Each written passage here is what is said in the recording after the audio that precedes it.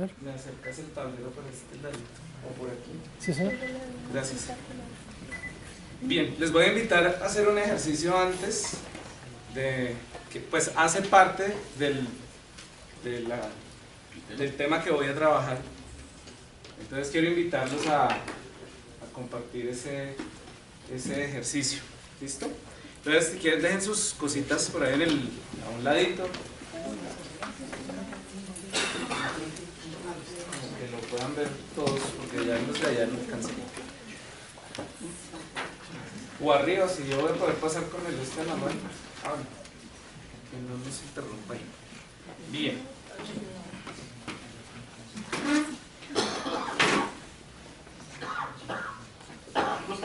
Bueno.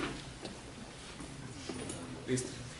El tema que yo voy a abordar hoy tiene que ver con lo que a nivel eclesiástico conocemos como sanación o liberación intergeneracional, desde el punto de vista eclesiástico. Yo voy a darle un abordaje desde un enfoque terapéutico que desarrolló un señor que se llama Bert Hellinger, y Bert Hellinger fue sacerdote dominico hace unos cuantos buenos años. O sea, este enfoque terapéutico se llama constelaciones familiares. No sé si ustedes lo hayan escuchado. Obviamente hay que tener cierta claridad en entender que por el hecho de que es un enfoque terapéutico alternativo y complementario, no es de origen esotérico. Le han mezclado, como hoy en día mezclan todo. ¿Sí?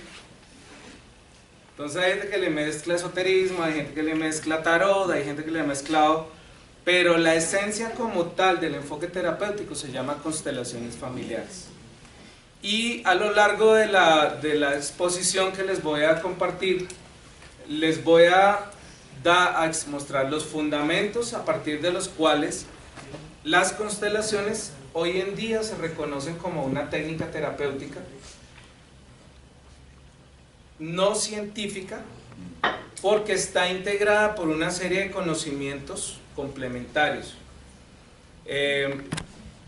Pero a la vez también les voy a demostrar y les voy a mostrar que dentro de la parte terapéutica que abordan las constelaciones hay muchísimo del cristianismo muy bien infiltrado, porque él era sacerdote y era misionero y misionó en África. Entonces no estuvo en cualquier lado. ¿Sí? Básicamente el hecho de haber misionado en África durante 15 años fue lo que lo llevó a él a decir: eso que yo vi en las tribus donde yo estuve me parece importante, porque esto yo no lo he visto que nosotros como occidentales lo hagamos. ¿Qué fue lo que él vio? A él le dieron una orden en su comunidad, y fue que él no iba a evangelizar. Él lo enviaron especialmente a una región de África donde todavía hay tribus autóctones, es decir, tribus que viven con su cultura arcaica hoy en día. ¿Sí?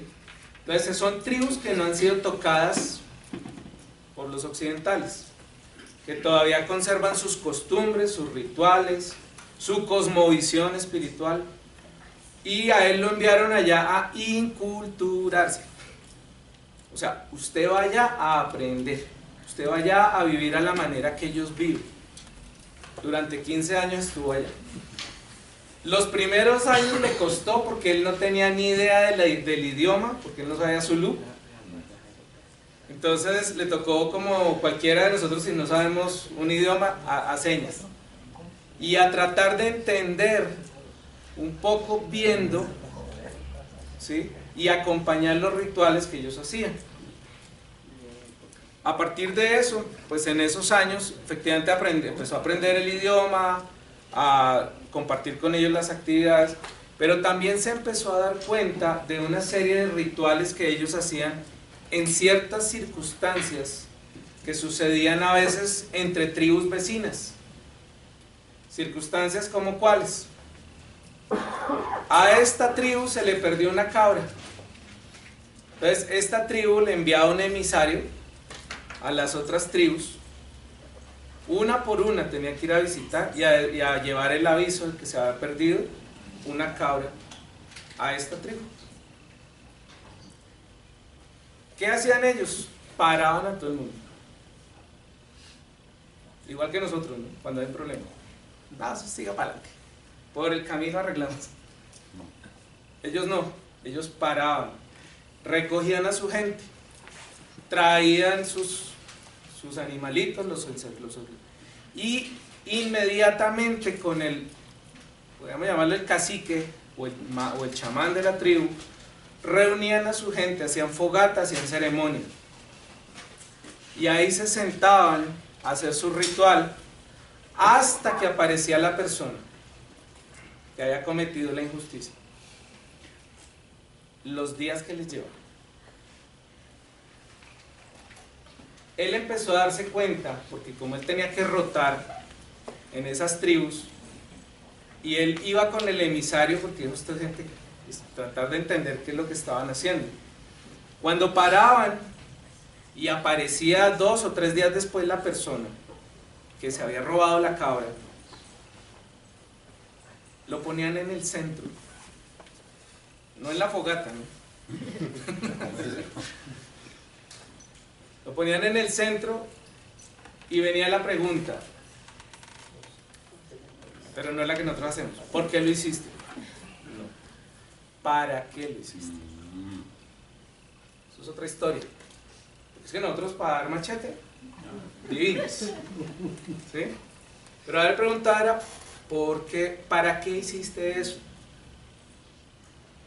Resulta que en uno de los casos que él comparte, esa persona estaba comprometido en matrimonio con una mujer, y para él poder casarse le tocaba entregar una dote a cambio. El número de cabras, que ¿quién la determina? El padre de la novia, el suegro. ¿Ve? Ese número de cabras, en cierta forma, es la forma en que él demuestra que tiene la capacidad de sostener a esa mujer. Se lo está demostrando al suegro. Le faltaba una y fue y se la cogió a la tribu vecina. ¿Sí? ¿Sabe qué hicieron? ¿Cuál fue la solución que ellos le plantearon para sanear ese inconveniente con la tribu vecina? Sí, se casó con esta mujer, pero lo mandaron a vivir a la otra tribu. ¿A dónde se robó la mujer? A donde se robó la mujer. Eso se llama compensación. Y él empezó a ver esos movimientos dentro de esos encuentros para resolver los conflictos. No había regaños, no había castigos. Era, tú tienes que ir a reparar. Y reparar era ir a vivir con ellos. ¿Para qué? Para estrechar una cosa que se llaman lazos de sangre. Es decir, lo que nosotros hablaríamos acá, voy y me apadrino en esa tribu. ¿Me hago entender? ¿Para qué es un padrino? Pues según nuestra cultura del bautismo, o de la confirmación, o del matrimonio. ¿Para qué es un padrino? Para guiar, acompañar. Para acompañar si el padre, los padres no están. Para apoyar si es el caso del matrimonio, que la pareja se sostenga, si tienen conflicto. Para eso son padres.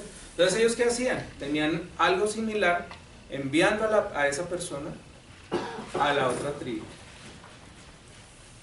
a reparar. ¿Ven? Esa era una forma.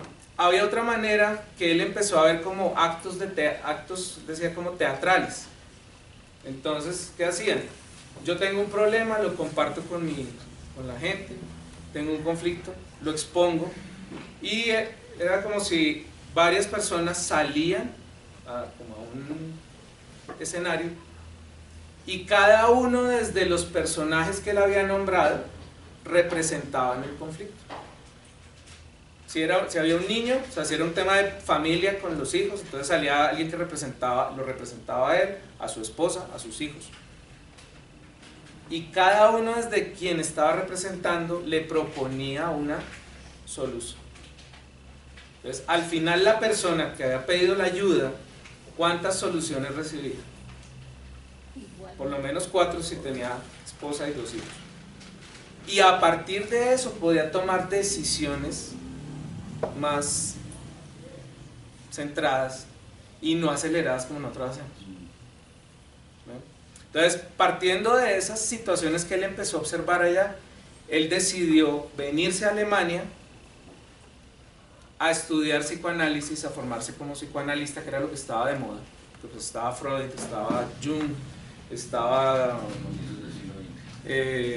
claro, a mediados, ya están estos ya viejitos. Pues Freud ya no estaba. Entonces estaba Viktor Frankl en ese tiempo también. Y este hombre se vino a estudiar, pero la tesis de grado él la presentó con base en ese análisis antropológico que él había hecho allá. Y no se la aceptaron. No lo certificaron. Entonces se vino para Estados Unidos a certificarse en Estados Unidos. Pero ahí vino un tema de empezar a conocer otras personas, que hace parte ya de la charla. Entonces les hago ese abrebocas para entender un poquito el ejercicio que les quiero proponer. ¿Listo? Entonces les pido ahí que en su lugar descrucen sus piernas, descrucen sus brazos, pongan su columna recta y volvamos a algo esencial que se llama conectar mi respiración. Respirar. Llenar mis pulmones.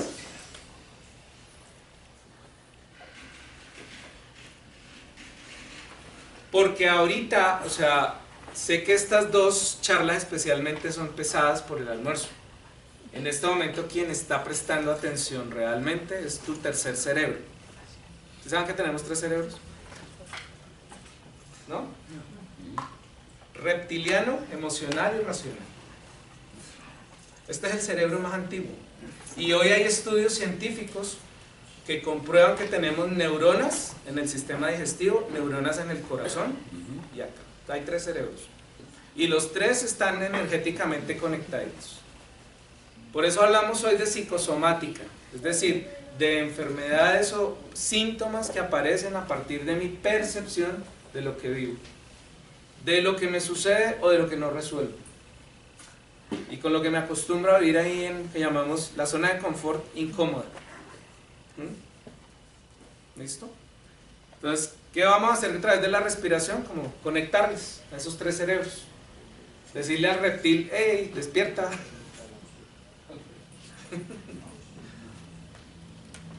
O el cerebro instintivo, ponerlo en otras palabras. ¿Listo? Bien. Cuando yo voy a hablar o a hacer sesiones de constelaciones familiares, hago una oración o una plegaria antes con el fin de pedirle permiso espiritualmente a nuestro sistema familiar. ¿Por qué razón? Porque muchas veces nosotros, sin mala intención, vamos a buscar a veces curaciones, vamos a buscar a veces alivio o sanación, pero no pedimos permiso. Y sí criticamos a los ancestros, y sí criticamos al que, no sé, al que se equivocó, pero no pedimos permiso. Es decir, denme permiso para hacerlo de otra forma. Mírenme con buenos ojos y a mí me va bien. Ahora les explico qué significa eso. Entonces, sencillamente cierra tus ojos, visualiza espiritualmente a tu familia, iniciando por tus padres, es decir, por este canal o esta vida a la que llegaste a esta vida.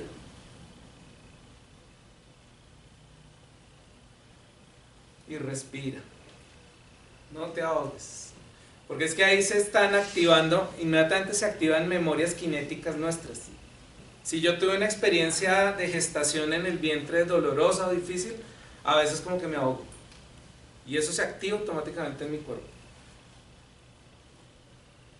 Entonces empieza por poner una frase sencilla en tu mente y la bajas a tu corazón. Me pongo en paz conmigo. Me pongo en paz conmigo.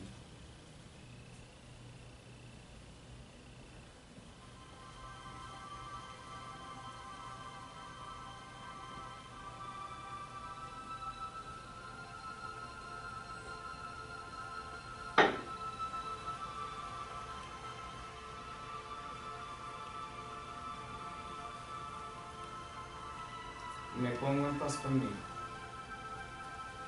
Y visualizando a tu padre y a tu madre, independientemente a la relación o a este momento de tu vida en que como te encuentres con ellos, armónica o desarmónicamente, diles, me pongo en paz con ustedes.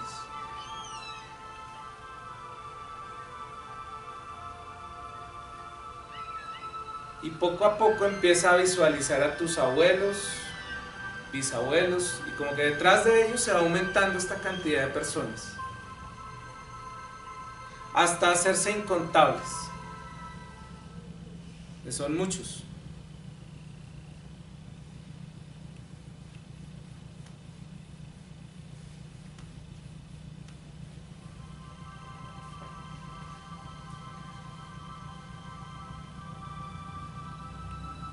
Y con mucho respeto pido su permiso para entrar en la historia de mi sistema familiar, esa historia que habita en mis células, como memoria celular, como memorias genéticas que recibí a través de las generaciones de mi familia, junto con mis rasgos físicos. También recibí historias de mi familia, que no las conozco, solo llevo el mensaje codificado en mi ADN.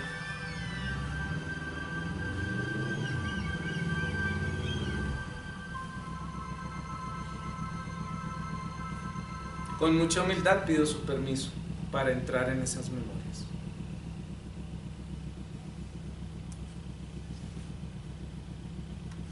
Con la buena intención y con el propósito de ponerlas que sean necesarias en la luz y en el amor.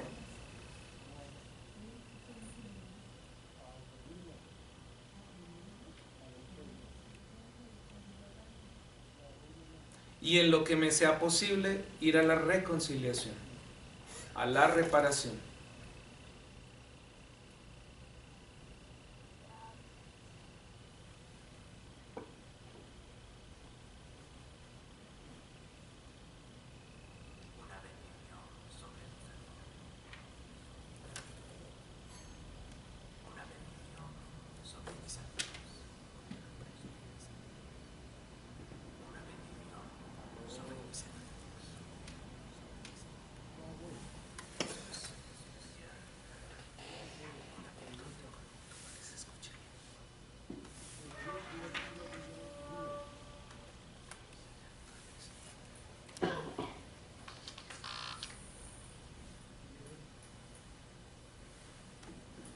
Bien.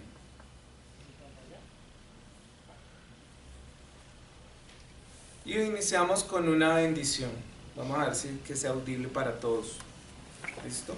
Sin abrir tus ojos. Mantén ese contacto interno que llegaste ahorita y a esta paz que estás sintiendo sin tanta dificultad.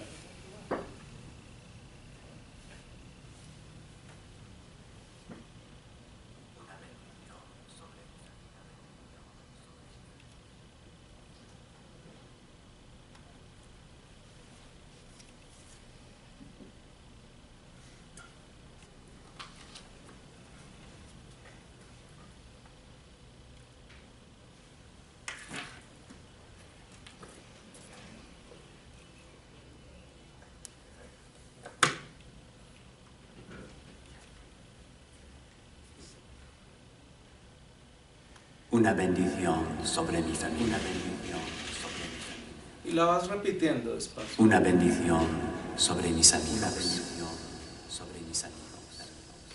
Una bendición sobre mis enemigos. Sobre mis enemigos.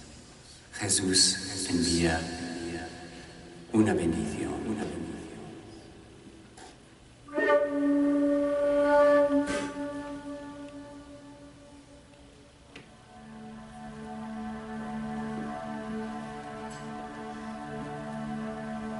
Una bendición sobre mi familia. Una bendición sobre mis amigos. Sobre mis amigos. Una bendición sobre mis enemigos. Sobre mis enemigos. Jesús envía una bendición. Una bendición.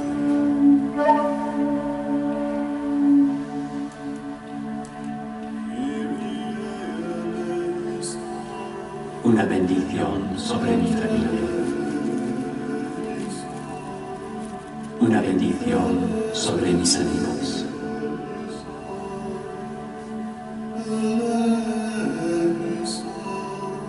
Una bendición sobre mis enemigos. Jesús envía una bendición.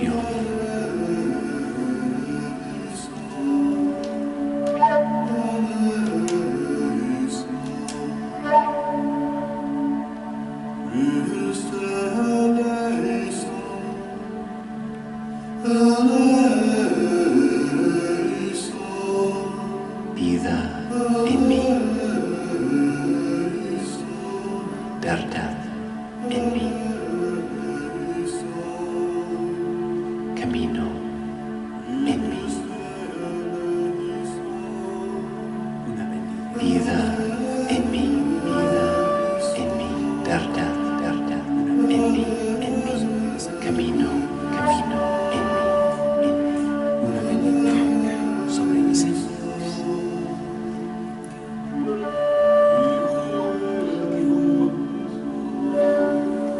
Vida en mí,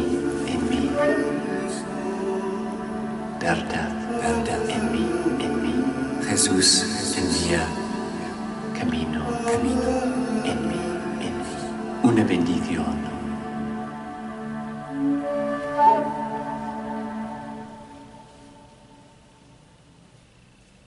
Bien. Y ya puedes abrir tus ojos. Chequea tu cuerpo. ¿Cómo está ahora? ¿Sí se despertaron un poquito? Sí.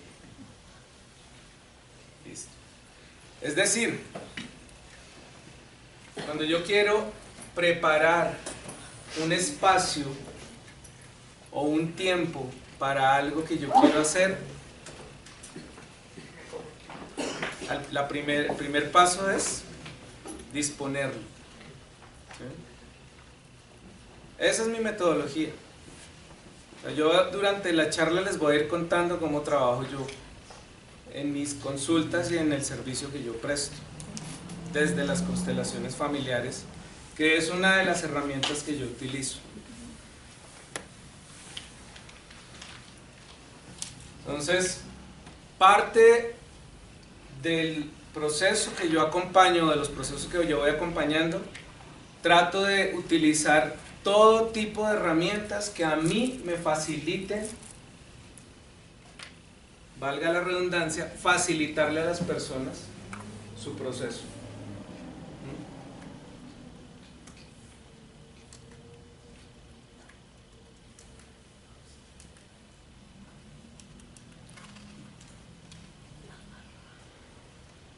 ¿Sí alcanzan a leer acá? Sí, sí. Bien. Igual esta presentación se las pasamos. ¿Por qué? Porque el conocimiento es de dominio público. Yo crezco en la medida que ustedes crezcan. Yo mi información no la guardo, no la escondo. Yo la distribuyo. Ley distributiva de la multiplicación espiritual. matemáticas espirituales. De eso les voy a hablar harto. ¿Sí? Pues era lo que decía Jesús, pedid y se os dará lo que pidas. Pues yo pido abundancia, tengo que dar en abundancia. Lo que tengo, ¿no? De lo que tengo te doy, como decía Pablo y como decía Pedro y Juan, entrando al templo, si conocen esa historia, ¿no? Con el paralítico. Danos una moneda. Y ellos, como buenos misioneros, no traían un peso en la bolsa. Y le dijeron, no tenemos 500 pesos, pero de lo que tenemos te damos. Levántate y camina. O sea, quédate paralítico por 500 pesos, tú. Levántate y camina. Entonces, en ese sentido es que a mí me interesa, como sacerdote, como servidor y también como terapeuta y facilitador y en acompañamiento de procesos, que la persona desarrolle al máximo sus recursos, potencie sus capacidades. Pero el primero que tiene que hacer ese proceso soy yo.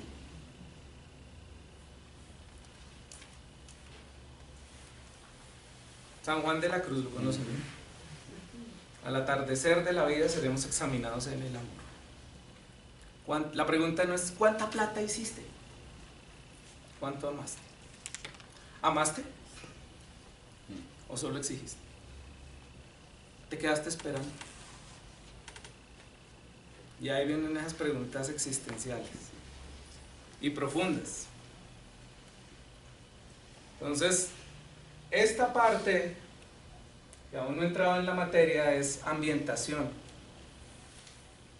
¿Sí? Ustedes ya se ambientaron, están más despiertos, ¿verdad? Y yo voy usando unas frases para ir induciendo el tema que voy a trabajar. Para que tu cuerpo vaya sabiendo, tu mente y tu espíritu sepan, poco a poco, intuitivamente, como decía Monseñor César, hacia dónde vamos. Pero como es un buen postre, toca bocaditos.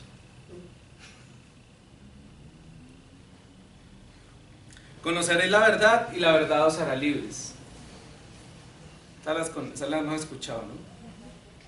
Yo la he vivido. Después les comparto. Todo santo tiene un pasado y todo pecador tiene un futuro. ¿De quién es eso? San Agustín. Ahí está abajo. Los milagros no se producen en contradicción con la naturaleza. Esta frase es resonancia, porque también estaba en la presentación del Monseñor René. En otra versión, ¿no? Está un poquito más resumida.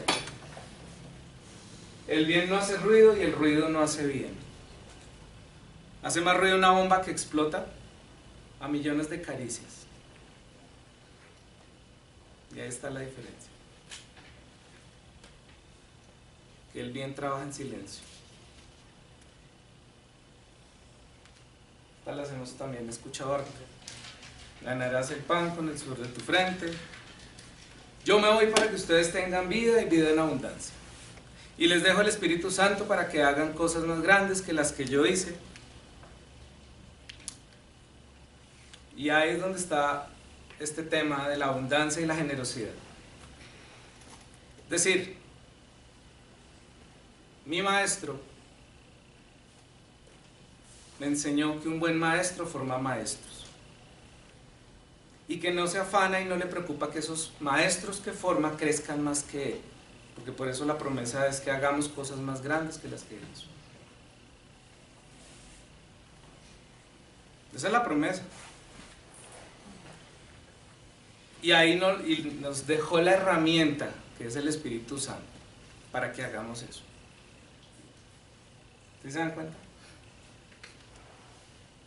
Entonces, ahí vamos entrando en una reflexión interior, que es lo que me interesa. Por ahora, que su mente no sepa para dónde va. Es totalmente intencional, como dice el Chapulín Colorado. Y la última, venid a mí los cansados, agobiados, y yo les aliviaré.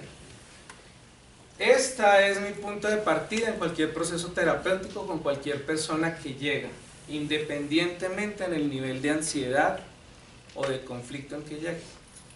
Todo proceso terapéutico, en mi concepto, inicia por alivio. La persona viene a aliviarse, a sentirse un poquito mejor.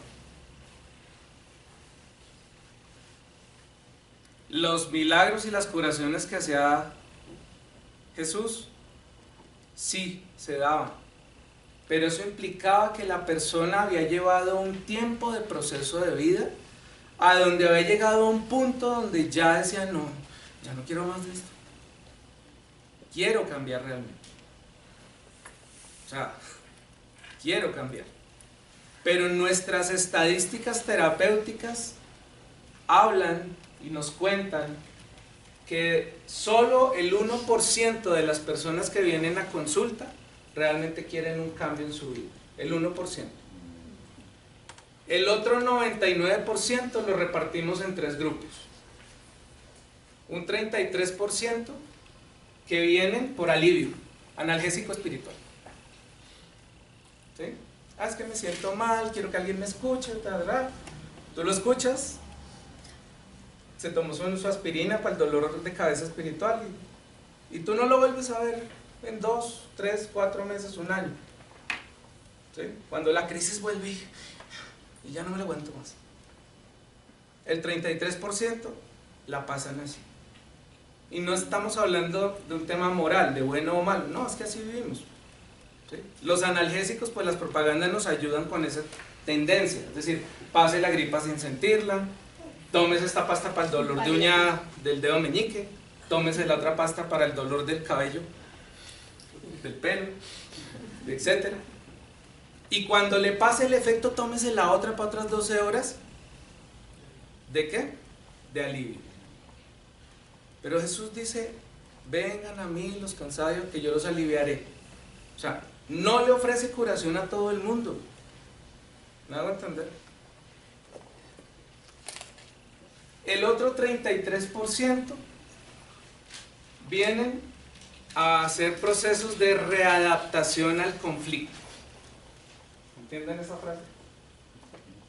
Es decir, se me acabaron las herramientas para mantenerme en la pelea. Vengo aquí a buscar, a hablar con el terapeuta para encontrar otras herramientas y mantenerme en ese otro, alargar el conflicto otro ratico. ¿Sí? Readaptación.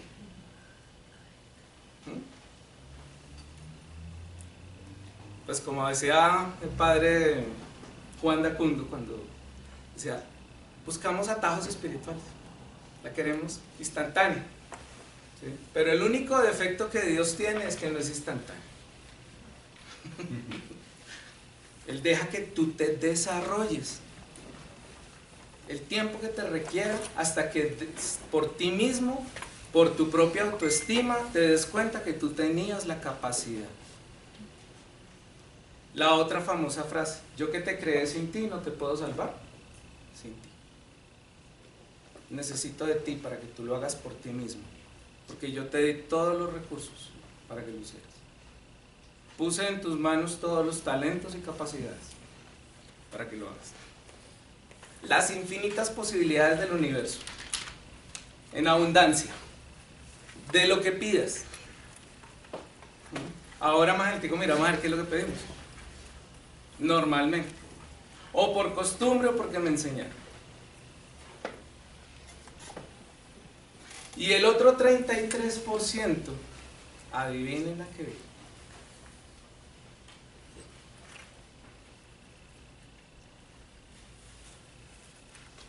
Está de moda hoy en día y da, o sea, hay gente que se dedica a ganar dinero a partir de eso.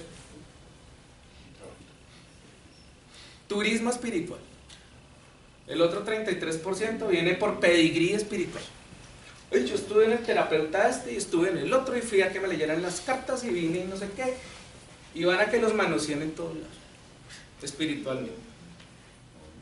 ¿Me hago entender? El otro 33% se dedica a eso. Y entonces tienen una hoja de vida espiritual. ¿Sí? Entonces, en la escuela, en el sitio donde tengo mi consultorio, le hice poner un letrerito a la entrada, en la ventana. En Cajicá hay una tienda frente al cementerio que se llama La Última Lágrima, que fue de donde me tomé la idea. Entonces yo le puse ahí al consultorio, le dije que me le ponen un letrerito que diga el último recurso. Pues sí. Y entonces yo, pero padre, que no sé qué, no sé cuándo. Entonces me compré una sombrilla que parece un sable de esos de samurái, parece, que tiene la empuñadura así. Y la tengo ahí en el consultorio.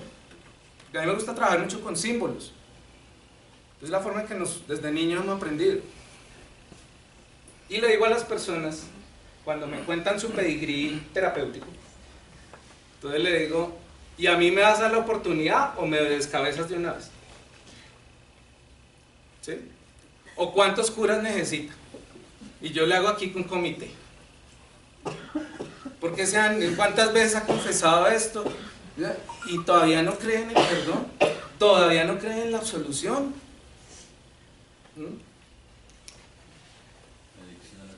Adicción a la culpa, perfectamente, ¿de acuerdo? Que eso lo vamos a ir mirando ahí dentro de la parte psicosomática. ¿A cuántas cosas? Porque a veces nos creemos también cristianitos farmacéuticos. Es decir, nosotros somos como un quirófano, ¿no? Pero el laboratorio de química va por dentro.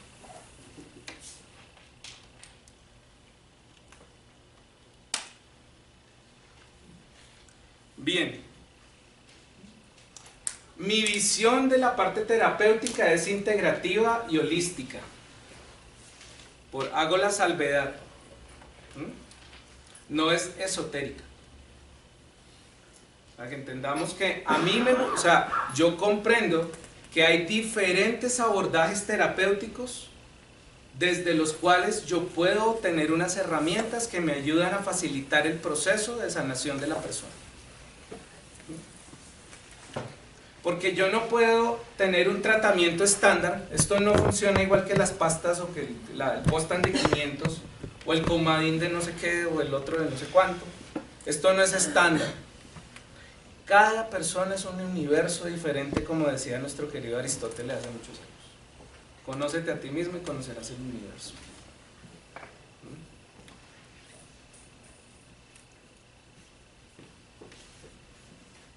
Pero el tema es precisamente que muchos no queremos entrar en ese ladito de la sombra, como dice Carl Jung, porque nos lo enseñaron también, en nuestra misma iglesia. Es que la sombra es mala. Cuidado, no me meta por allá. Cuidado que eso es malo. Y aprendimos a tenerle miedo a la sombra. Pero cada 8 días en la Sagrada Eucaristía recitamos el credo y se nos olvida un pedacito. Jesús murió, o sea, fue crucificado, murió, descendió a los infiernos y ese Señor tan santo que iba a hacer por allá. Y al tercer día resucitó. Como a mí me gusta también integrar ciencia y espiritualidad, porque entiendo otra frase que está más adelantico, donde dice que no hay nada que esté oculto que no sea para ser descubierto. O sea, a Dios le interesa que nosotros seamos sabios, como lo pedía Salomón. Infinitamente sabios, no es infinita, o sea, ricos en sabiduría, porque con la sabiduría puedo manejar el dinero, puedo manejar la sexualidad, las relaciones, los vínculos. Pero como nos guiamos es por el emocional dice, necesito plata, dame plata. Necesito pagar deudas. Y el universo te responde, Dios, claro querido, tengo miles de años en experiencias de endeudamiento. Endeuda, indefinidamente. ¿Qué es lo que estás pidiendo? Necesito pagar deudas. Pues vive endeudado. Pequeña diferencia cuando dices quiero cancelar cuentas, porque a ti te entregan un pastizal. Entonces ahí es donde viene también la otra parte de los procesos que yo acompaño, y es cómo te expresas, cómo te comunicas con las personas y cuáles son tus formas de verbalizar tus necesidades. Desde la carencia, desde el miedo, desde la ansiedad, desde la inseguridad. Y yo digo, Jesús a nadie le quitó el privilegio de decirle: tu fe te ha sanado. No fui yo, fue tu fe. Pero el proceso de autoconfianza, el proceso de reconstruir tu autoestima, lo hiciste tú. Yo no te quito eso. Yo no lo hice, lo hiciste tú porque tú quisiste. Yo solo te acompañé.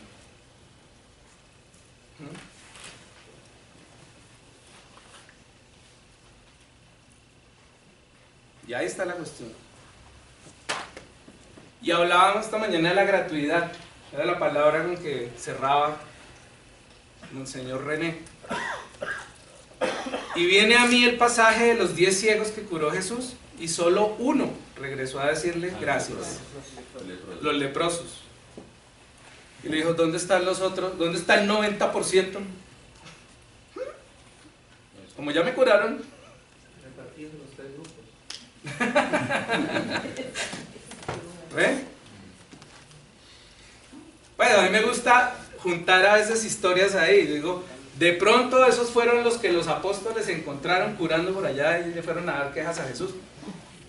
Como contábamos también esa historia esta mañana, que vienen a nuestros talleres, que y después se van ellos y dicen: yo ya soy exorcista. Pues de pronto pasó lo mismo. Ay, yo ya soy curandero, como Jesús. Yo ya soy sanador. ¿Ven? Y también viene el caso de los apóstoles, de Jesús con los apóstoles, de decirles: ¿cuál es el problema si están haciéndolo en mi nombre? Es publicidad gratis, voz a voz. Déjenlos, no pueden hablar de mí si están curando mal de mí si están curando en mí. Como nos ha sucedido aquí en la congregación, con algunos de nuestros hermanos que ha sido necesario que se retiren. Vienen por prestigio. Pues sí, Monseñor tiene muy buen renombre.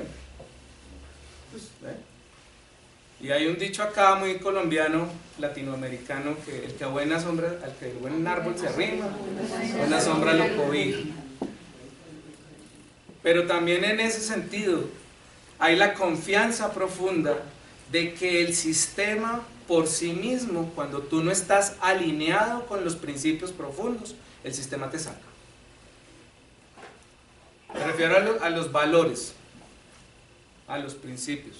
El sistema solito hace que tú como que empiece uno a sentirse como que no quepo y como que no me acomodo hasta aquí.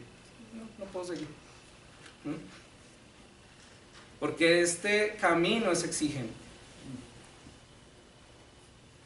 Entonces, ahí ya puedo entrar un poco a definir o a compartir con ustedes de las constelaciones familiares. Obviamente es una analogía con lo que nosotros conocemos como las constelaciones siderales.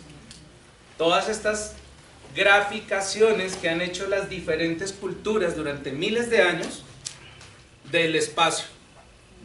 ¿Cómo lo hicieron sin telescopio? No tenemos ni idea. ¿Sí? En México a mí me mostraron una especie de cuneta que hacían en una piedra, y le hacían un pandito ahí, echaban agua y decía que ahí era donde ellos veían. Y yo, pero ¿cómo amplificaban para ser tan exactos y tan precisos? Y no solo es en la cultura azteca o maya o inca, sino también hay rastros de eso mismo en la cultura egipcia y en culturas sumerias y en otro tipo de culturas. Pero asimismo hay constelaciones o hay graficaciones de esas que ellos dejaron que ya no existen. Es decir, en unas las estaban graficadas y en otras culturas no aparecían. Padre, una pregunta, ya que habla de México, y el manto de la Virgen y las constelaciones de la Virgen de Guadalupe, ¿también lo podemos usar como una analogía? Sí. Porque es preciso cómo están ahí esas constelaciones marcadas. Es que hay, de hecho, una de las constelaciones siderales dicen que el manto lo extendieron y coincide, y es un mapa perfecto de las constelaciones siderales. Las conocidas hoy en día, ¿no? No estamos hablando de astrología. Estamos hablando de que a través de muchos medios, la parte espiritual, desde nuestra concepción que es Dios, nos está hablando, se está comunicando. Entonces, eso siempre ha sucedido. El hecho es, o la otra pregunta es, en eso me encantan estos aparatos. Esta era mi profesión anterior, ¿sí sabía? Yo era ingeniero informático. Trabajaba en seguridad informática, en criptología. Era hacker con licencia. O sea, trabajaba legalmente. ¿Sí? Robaba legalmente. Entonces, todo lo que yo aprendí en estos aparatos, pues con el avance tecnológico de los computadores y todo este tema, tuve empresa también, me quebré 3 veces, o sea, he vivido situaciones que son parte de la experiencia humana. Quebrarse, pedirle ayuda a mis papás 3 veces, ayúdenme, me quebré otra vez. Hice la bola de nieve con 5 tarjetas de crédito, cuando trabajaba en una multinacional. Pues la bola de nieve, con el cupo de una para la otra. ¿Sí? Pero como nos enseñaron que para tener algo hay que endeudarse. ¿Sí? Hasta que llegó un momento donde me senté y dejé de hacer cuentas aquí. Porque a la cabeza, a la loca de la casa, todo le funciona. Acá, en el mundo de las ideas, como decía Platón. Pero cuando tú aterrizas eso a un papel y sumas, porque los números no son emocionales, los números son racionales y operacionales. Yo al principio pensé que la deuda eran 8 millones. No, eran 20. Pues como acá teníamos otra idea. ¿Ven? ¿Y cuándo pedí la ayuda? Cuando la bola de nieve ya la tarjeta no cubría la otra. Era inmanejable. Pero mi historia crediticia era buena porque no me había atrasado. Pues somos buenos para maquillar los balances, ¿o no? ¿Sí? Igual, yo por eso digo que en la parte terapéutica agradezco que eso me ha dado una facilidad también de que a partir de mis propios errores aprendí a conocer a mis consultantes. ¿Sí? Hay personas que pagan tranquilos la primera consulta, a la tercera dice, padre, me rebaja, y digo, tráeme tu balance. Pero el real, no el de la Diana. Con los números yo me siento contigo y te ayudo a organizar. Y hacemos una proyección y ahí con números reales yo te digo, durante tanto tiempo me pagas tanto. Y en tanto tiempo me vas a poder pagar lo que te estoy cobrando ahora. Pero con números. Números se resuelven con números. Yo emocionalmente pasé también por ese proceso de la carencia. ¿Sí? Y entonces le decía a la persona, sí, tranquila, no te preocupes. Pero si iba a encontrar. ¿Ven? Entonces tuve que aprender esas lecciones de disociar algunos aspectos de nuestras relaciones. Porque igual nos sucede en pareja, igual sucede en una empresa, que normalmente la gente trata de resolver problemas que son de números desde un punto de vista emocional. Nunca lo van a poder hacer. Los números hay que sentarse y sumarlos y restarlos y operacionalizarlos. Y las emociones hay que trabajarlas en un contexto diferente. ¿Sí? Pero no nos han educado para eso. Entonces ahí surge un poco el tema de las constelaciones familiares. El fundamento por el cual se tomó esa analogía precisamente es porque así como las constelaciones son un grupo de estrellas, esto es desde la astrofísica, son un grupo de estrellas que están ubicadas en un espacio sideral, en unas órbitas, y hay fuerzas de atracción y repulsión gravitacionales que hace que se mantengan más o menos en la misma órbita durante todos estos miles de años, que hace que las dibujen las diferentes culturas. Y entonces viene la otra pregunta: ¿qué pasó con las que graficaron unas culturas y otras no? Pues el análisis de los astrofísicos es que esas constelaciones colapsaron, es decir, desaparecieron. ¿Y cuál fue la razón para que una constelación desaparezca o colapse? Generalmente, como es un sistema de estrellas, de varias, con una sola que se salga de órbita, ¿qué pasa con las otras? Desordena todo el sistema. ¿Ven? Entonces, en ese aspecto es que se hace esta comparación o analogía con nuestro sistema familiar. Cada uno de nosotros somos una estrella dentro de nuestro sistema. Cada uno. Y ese sistema tiene una sinergia, un orden. ¿Sí? En informática y en la parte sistémica hay una materia común que se llama cibernética. Y uno dice, eso suena moderno. No, la cibernética es más vieja que... Eso es de la época de nuestros amigos, ¿no?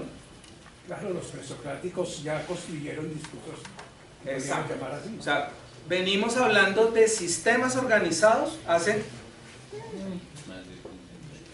rato. ¿Sí? Eso es la cibernética. Y uno diría, uy, no, eso es moderno porque eso tiene que ver con electrónica. No, eso es una aplicación de la cibernética. ¿Los fractales también corresponde a lo mismo? Fractales. ¿Pero a cuáles se refiere? ¿Los cristales? ¿O el armarlos? Sí, todo lo que es un desorden dentro del orden a nivel matemático. Pues dentro de la física cuántica hoy en día todo eso entra. Es decir, nosotros hoy en día, hoy estamos, digamos, la última tendencia de las constelaciones familiares es tender a la parte cuántica. ¿Sí? Entendiendo que todos los, como decimos, la partícula está en el todo y el todo es una configuración de miles de partículas. Entonces, en el caso de los fractales, nosotros estamos en un fractal que se llama humanidad y hacemos parte de ese componente. Y hoy en día, como les voy a mostrar más adelante, ya hay estudios científicos que comprueban que nuestras ondas cerebrales están sincronizadas con un sistema de ondas que rodean la Tierra y son dinámicas. Y ya hay estudios científicos que avalan eso. A partir de la partícula de Dios, ¿saben cuál es esa partícula? El bosón de Higgs, el famoso bosón de Higgs, que lo descubrieron accidentalmente en el colisionador de hadrones. Y entonces, a partir de eso, se hicieron una cantidad de aplicaciones, no solo a la física, los otros en la parte terapéutica lo estamos aplicando. Porque yo tengo que entender que cada persona en un sistema familiar, cuando viene a mi consulta, yo no estoy trabajando solo con la persona. Estoy trabajando con todo su sistema familiar que energéticamente vibra en cada célula que lo conforma. De un estudio de eso les voy a hablar ahora más adelante, que es un señor que se llama Rupert Sheldrake. Se llaman campos morfogenéticos. O sea, de eso tiene que ver con eso. Entonces, en el caso nuestro, en la parte de liberación y sanación intergeneracional, a veces hay una persona que lleva el espíritu, es la persona que tiene la posesión, porque de pronto energéticamente era la persona que estaba más susceptible a eso. Pero esa entidad vienen heredándola hace varias generaciones. Solo que esa entidad se le pega al que esté más frágil. ¿Sí? Entonces tenemos una migratoria ahí, tin, tin, tin, que va pasando.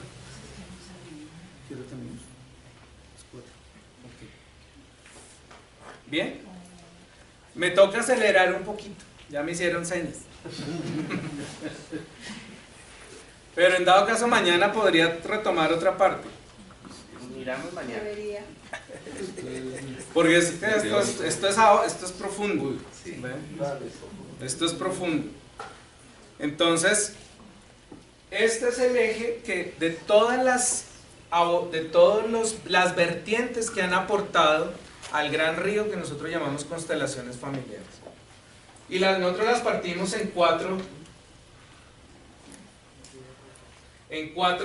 ejes, que se llama el eje lingüístico, y en ese eje, digamos, se tomó todo el fundamento desde la psicología tradicional, que está toda la parte de dinámicas de grupos de Carl Rogers, que fue la primera persona como terapeuta que quiso, o sea, hasta ese tiempo, más o menos 1946, la terapia psicológica era individual y se le llamaba catarsis. Era, yo voy a donde un psicoanalista y él la toma apuntes y no me dice nada, y pues yo voy y me acuesto otra vez en el diván, el famoso diván, y ahí podía pasar yo años, hasta que un día decía, ya entendí, muchas gracias, y no volví a terapia, porque ya entendí. ¿Sí?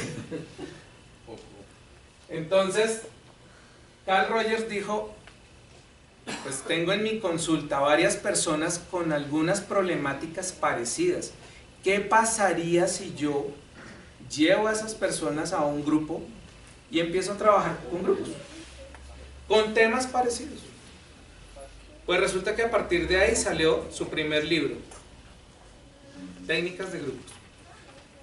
Y a partir de ahí se modificó y empezamos los terapeutas a trabajar en grupos, ¿sí? A compartir los temas. Si lo llevo a los Hechos de los Apóstoles, ¿qué hacían en ese tiempo las primeras comunidades, las koinonías? Se reunían entre ellos a compartir, ¿qué? Lo que les pasaba, ¿sí? Ponían todo en común, pues lo que en ese tiempo eran los recursos, el dinero, la logística. Pero en este tiempo este señor puso en común, ven y cuentas tus problemas aquí con una gente que le pasa cosas parecidas a lo que te está pasando a ti. Y entonces resulta que la dinámica de grupo facilitaba mucho el proceso, porque había personas que ya estaban habían hecho ya adelantos en su proceso, y esa experiencia le servía al que estaba apenas como dándose cuenta de la crisis. ¿Ven? Entonces empezaron a haber herramientas compartidas ahí. Y eso lo hemos ido pues, obviamente perfeccionando todavía más. Solo que esos principios que Carl Rogers empezó a aplicar, hoy en día una aplicación de otra técnica que se llama psicología conductual lo ha utilizado para lo que llamamos la psicología del consumidor. O sea, nos tienen estudiaditos. ¿De qué color es el que me gusta según mi estado emocional? Y según ese estado emocional yo salgo al centro comercial ahí voy a vitrinear y termino comprando algo que no necesito, porque según mi estado emocional ese color me atrajo. Y yo, pero yo no quería comprar esto. O fui y pagué la cuota de la tarjeta, lo digo por experiencia propia, iba y pagaba la cuota y salía, ¡ay, promoción! De una vez, como ya hay plata, y al mes siguiente y se subió la cuota, pero el cerebro no entiende por qué. ¿Ven? Los perfiles que nos hacen ahora por las redes sociales. Por eso, a eso me refiero. ¿Ven? Y andamos ahí como el burrito con la zanahoria aquí adelante, y no nos damos cuenta. Y en la psicología del consumidor todo eso lo tiene calibradito. El psicoanálisis, hipnosis ericksoniana. Milton Erickson fue una persona especial porque él tenía una condición física que no le permitió relacionarse con niños de su edad. Entonces él la mayor parte de su tiempo la dedicó a observar a los otros niños jugar, y se volvió un muy buen observador, tanto así que desarrolló una técnica de hipnosis que se llama hipnosis ericksoniana, que nosotros en constelaciones también la aplicamos. Entonces es una hipnosis que trabaja no en un estado inductivo donde la persona está semi inconsciente, sino en un estado de alerta. Y se trabaja de tal manera a partir de afirmaciones. Entonces no necesito inducir a la persona en un estado, de somnolencia, sino a partir de afirmaciones, que hoy en día la psicología positiva ha tomado de esas herramientas, que hoy en día todo esto del secreto y todo este tema de las afirmaciones y el positivismo han tomado un poco de lo que él hizo, de ese trabajo. La PNL también ha tomado de él, aunque la PNL usa técnicas de hipnosis clínica también. El análisis transaccional de un señor Eric Berne es una técnica donde nosotros revisamos la manera en que hacemos transacciones emocionales con las personas. Nosotros hacemos negocios con las personas, emocionales. Entonces se trabaja una cosa que se llama el PAN. Uno a veces molesta en chiste terapéutico de ¿cómo está tu PAN? ¿Sí? Pero PAN quiere decir padre, adulto y niño. ¿Cómo está tu padre interior? Pero también hace referencia a cómo está tu madre interior. ¿Sí? ¿Cómo está tu adulto interior? ¿Está asustado? ¿Está condicionado? ¿Está triste? ¿Cómo estás como adulto?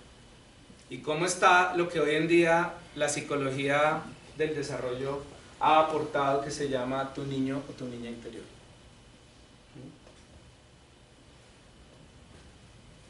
¿Cómo habitan esas tres personas en ti?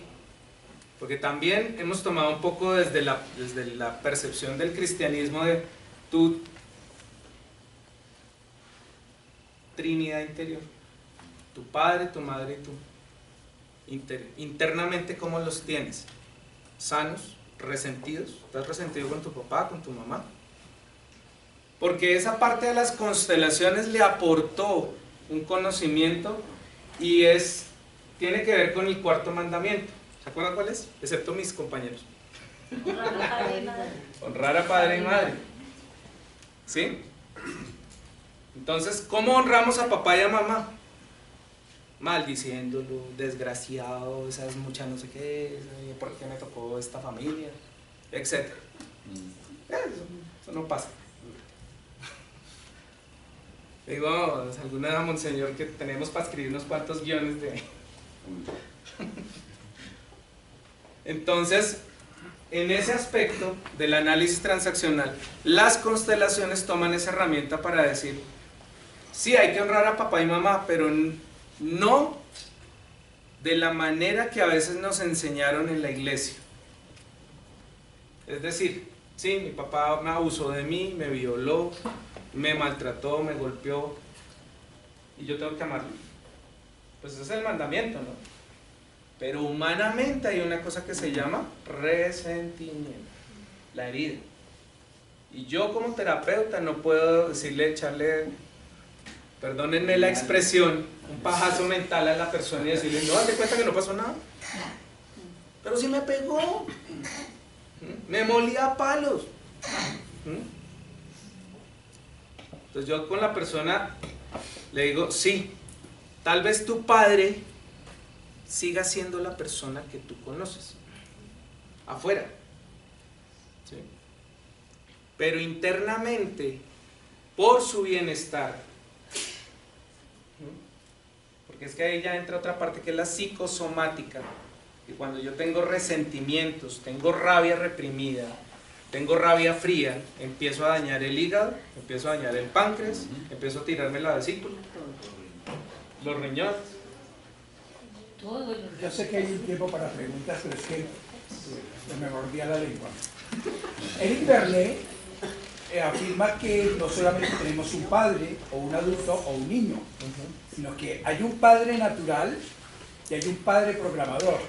Hay un niño natural y un niño programado. Así también hay un adulto natural y un adulto programado que puede oscilar también como programador.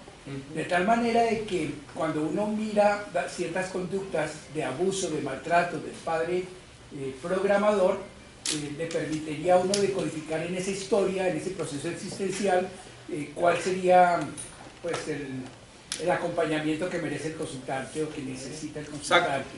No se trataría, nunca sería necesario mentirle, sino que un terapeuta hábil tendría la posibilidad de identificar si se corresponde a qué ego paternal, porque él todavía hablaba del concepto de eso. Sí, sino que no quería entrar en las dos clasificaciones que tiene cada tipo de personalidad o de lugar, porque eso son dinámicas que después uno las ve. Claro. ¿Sí? Son las famosas transacciones. ¿Cómo se relaciona tu padre programado con tu niño natural? O el niño espontáneo. ¿Sí? Ahí empieza un juego, se llaman juegos psicológicos. Y hay un librito que se llama ¿Cómo es la movida chueca? Que trata ese abordaje. Por lo mismo, ¿dónde aplica eso en la parte de sanación y liberación? O en mi caso, ¿qué me ha sucedido? Que muchas veces las entidades juegan a lo mismo. También tienen personalidad. ¿Sí? Pues hay una ley, esta ley sí es del hermetismo, pues, que habla de que como es adentro es afuera. Entonces el campo espiritual funciona como funciona también el campo material, o sea, nuestro campo 3D. Yo tengo que entender que esas leyes que nosotros manejamos en este campo material funcionan también para el campo espiritual y son coherentes. ¿Sí? Y yo tengo que tener claro eso. Entonces, O sea que el rol que yo puedo asumir como persona puede venir de un rol que me está transmitiendo. pues en ese aspecto era que mencionaban con Monseñor César el tema de pronto de las tendencias esquizoides o de pronto de las personas que llegan en crisis de disociativas. Toca tener muy claro, y a ellos yo normalmente les exijo una certificación del tratamiento psiquiátrico que estén llevando. Y si están medicados y si su tendencia es agresiva, porque yo tengo que cuidar mi integridad. ¿Ven? Y cuidar al consultante especialmente. ¿Ven?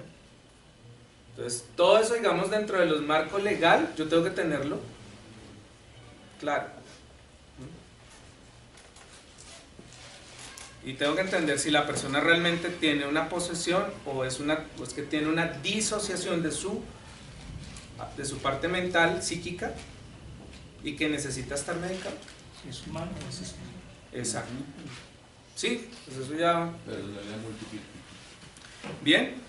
La PNL, pues bueno, ahí básicamente se trabajan anclajes, la parte pues de fijación de ciertas ideas, que a veces uno a la persona le pone una manito y está uno... Son anclajes, para darle confianza, para que se sienta tranquilo, o le deja uno, dice, mira, cuando sientas tal cosa, pues haces tal cosa, haces esto para que tú te tranquilices. Entonces le da uno ciertas herramientas a la persona para que en ausencia del momento del tiempo terapéutico pueda sustentarse. Porque esa es la otra parte que yo siempre vi en las curaciones de Jesús. Él no dejaba a la persona chupando la tética. Pues, párate sobre tus pies y hágalo. Autonomía. ¿Sí? Camina por ti mismo. Toma tus decisiones. Hazte cargo de tu vida. ¿Ven? Coge tu camilla y arranque. O se quiere quedar ahí costado. ¿Sí? ¿Ven? Ahí está la cuestión. Pero por eso mismo, cuando ustedes acceden a un acompañamiento terapéutico o a una orientación espiritual, tienen que entender que puede que yo tenga la buena intención de buscar un cambio en mi vida o para mi familia. Pero también tengo que hacerme la pregunta, ¿estoy listo y estoy dispuesto a eso, a lo que eso implica? Porque un cambio no te da opciones. ¿Ven? Y ahí en ese punto también es sano mirar la mirada compasiva que hablábamos esta mañana. Pero es la mirada compasiva de este chico que le decía a Jesús, yo quiero ir contigo, Padre. ¿Sí? El joven rico. ¿Sí? Y Jesús le dijo, lo único que tienes que hacer es compartir. No le dijo quédate pobre. Comparte lo que tienes con los pobres. Comparte. Pero es que como yo estoy rico en tristeza, como estoy rico en desconfianza, como estoy rico en ansiedad, como estoy rico en chisme, y me dicen, despréndete de eso y sígueme. Ahí es en el proceso terapéutico, esas preguntitas, bueno que uno diga, pucha, yo ya estoy listo para eso, realmente. O también tengo que mirarme compasivamente antes de decir, quiero cambiar esto. Desagradecido uno, ¿no? La depre, por ejemplo, caso mío. Yo me retiré de la empresa con el síndrome del burnout, se llama eso. ¿Sí conocen eso, no? Quemado. No. Quemado, de tanto trabajar. Como me la pasaba comiendo código. De hecho, Neo, el de Matrix, se queda pañales. ¿Ven? Hasta que llegué a una depresión profunda, tiré un día el puesto de trabajo, o sea, me paré de mi empresa, que yo era el jefe de sistemas. Me paré, hice la carta de renuncia, fui y se la puse encima del escritorio al final, así abruptamente, sin pensar nada. ¿Sí? Y él se quedó así. ¿Esto es en serio? Le dije, ¿me ves riéndome? Cuando yo no, en mi temperamento normal, no soy una persona agresiva, pero me hartoteé. Y 6 meses, donde mis padres encerraban en la habitación, con las cortinas cerradas, plásticos negros, en el hueco. 6 meses. Adicto, sí, al código. Y adicto a otra sustancia que se llama, adivinen, dopamina. Dopamina. Es decir, yo no necesitaba consumir sustancias afuera. Aquí en el cerebro tenemos un laboratorio. También es la neurohormona la depresión. Exactamente. ¿Ven? Entonces, por eso cuando yo hablo de conductas adictivas o conductas viciadas, son conductas a las que estamos acostumbrados y de alguna manera inconsciente nos producen placer a través de la insatisfacción. Pues la tristeza me produce, y mi cuerpo está acostumbrado a tener mi goteíto de dopamina. O si mi problema es el mal genio y la ira, pues yo estoy acostumbrado a descargas de adrenalina, porque eso le da a uno un poder. Y cada que se me vuela el taco, el cerebro dice, listo, tu descarga de adrenalina. Y estás adicto a tu adrenalina, a tu propia sustancia. No necesitas consumir droga. Ahí la tienes, el laboratorio de química está acá. Eso lo investigó una señora que se llama la doctora Brennan, 1979, 80 sustancias que se llaman neuroquímicos. Tenemos un laboratorio de química acá impresionante. Y funciona para todo, para la tristeza, para la alegría, para la emoción, para la depresión, para la serenidad. Intensamente. Intensamente. Para los orgasmos, para todo funciona el laboratorio químico. ¿Ve? Entonces, cuando yo accedo a trabajar con una persona, estoy revisando también toda esa parte de sus componentes biológicos, su parte familiar, o sea, la parte generacional. ¿Quién viene aquí se sienta conmigo aquí al frente? ¿Ve? Y desde ahí pues abordamos los conflictos que se van a presentar. Voy a ir a, esto ustedes ya lo pueden leer, que está la explicación debajito. Paso a los fundamentos de las constelaciones familiares, que son 3. Es decir, ¿a qué viene una persona a hacer o a vivir una experiencia de una constelación? 1. A restablecer lo que llamamos nosotros la pertenencia. ¿Qué es la pertenencia? No sé si en sus familias, pero en la mía por lo menos era típico, y tuve la experiencia con unos primos que un día desaparecieron. Nadie volvió a hablar de ellos. Sí, nadie volvió a hablar de ellos. O sea, mis otros primos, que eran contemporáneos, no volvieron a hablar de ellos. Cuando uno de mis primos cumplió sus 50 años, yo dije, ay, chévere volver a ver a Rafael, a Miguel, a Luis, como los 3 sobrinos de Hugo, Paco y Luis. Resulta que me enteré que los 3 habían muerto, asesinados, y que uno de ellos había estado 18 años en la Gorgona. Y eso era secreto familiar. Pero es que eso no se habla, porque te deshonra. Eso se llaman excluidos. Y el primer derecho que cualquier ser humano adquiere cuando viene a la existencia, o sea, en el momento en que el óvulo y el esperma de tu padre se juntaron en el vientre de mamá, el primer derecho que un ser humano adquiere se llama el derecho a la pertenencia. Así lo aborten. Pero los niños abortados, de esos no nos acordemos, ni siquiera los pongamos nombre. ¿Ven?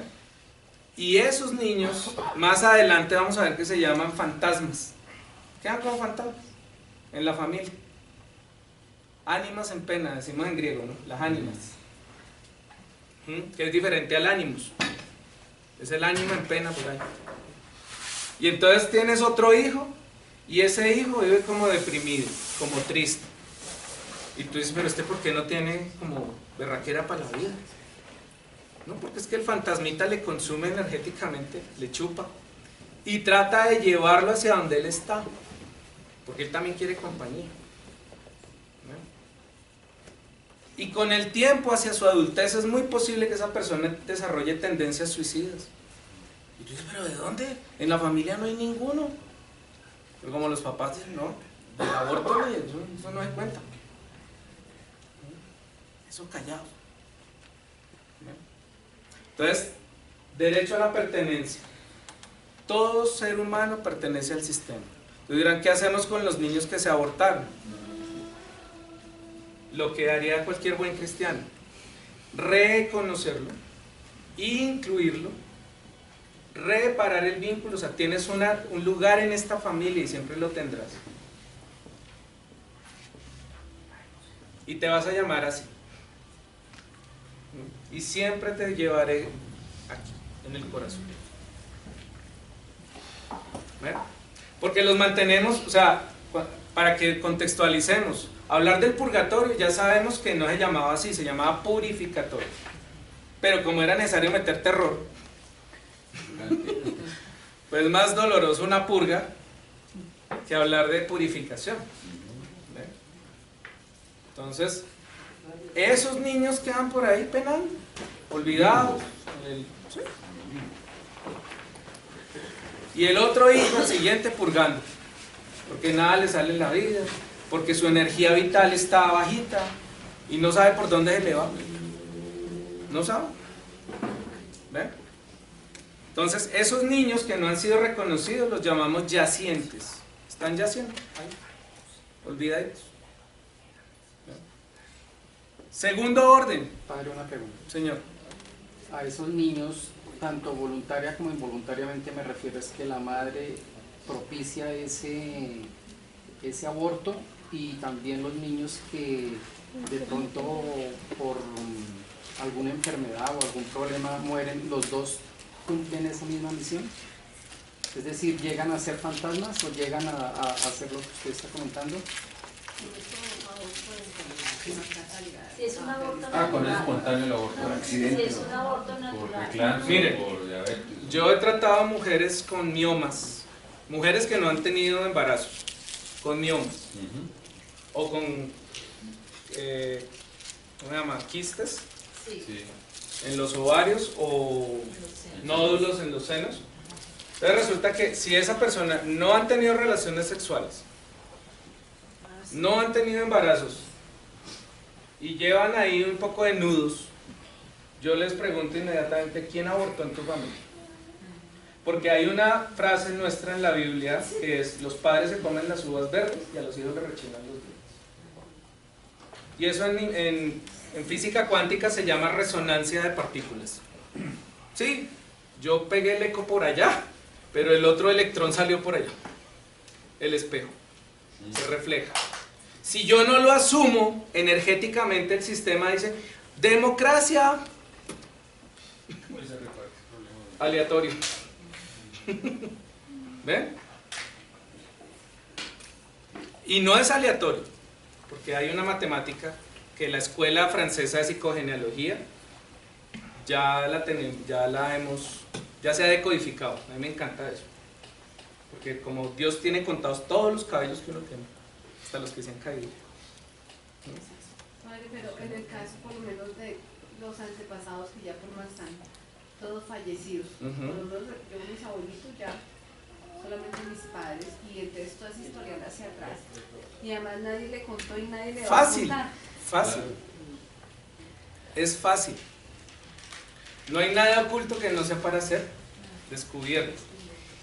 Y en este punto es ir a la evidencia. ¿Cuál es la evidencia? ¿Qué te está pasando a ti en tu vida? ¿Qué no te está funcionando? ¿Con qué te enredas todos los santos días? Ahí está. Es por eso llamo matemáticas espirituales.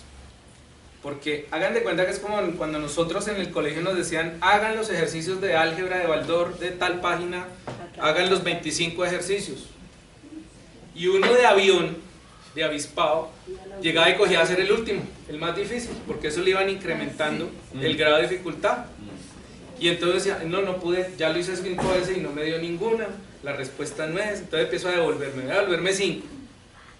Y otra vez me toteaba. Y me devuelvo hasta que terminaba haciendo ¿qué? A más B igual a 1, haga lo básico. Entonces, cuando hay eso yo lo llamo el transversal, hay generalmente un conflicto transversal que uno trata y se enreda siempre en lo mismo. El dinero, la sexualidad, la relación de pareja, o sea, hay un conflicto transversal. ¿Cuál es el tuyo? Identifícalo. Y sobre ese conflicto hay que ir a buscar en tu árbol genealógico con quién está en resonancia. ¿Ves? Si es el dinero, generalmente ¿cuáles son los problemas con el dinero?